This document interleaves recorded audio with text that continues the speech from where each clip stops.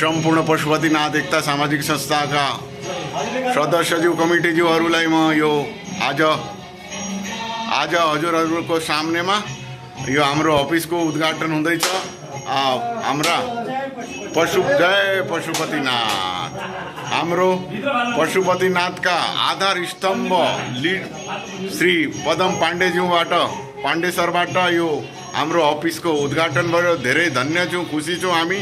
हाम्रो लक्ष्य र उद्देश्यलाई हामी पार पार्नेछौँ। हजुरहरूले पनि यही संस्थामा धेरै तन मन धनका साथ लाग्नु होला भन्ने पूर्ण आशा गर्छौँ।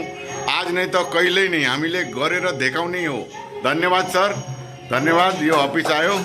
गणपति बाप्पा मंगल मूर्ति मोरिया मोरिया।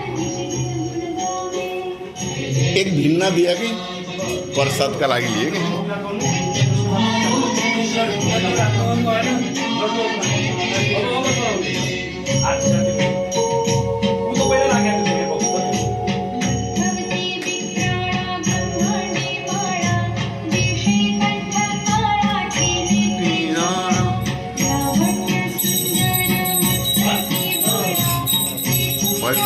नारियल लिए नारियल मुंबई में रखें आशीर्वाद हो।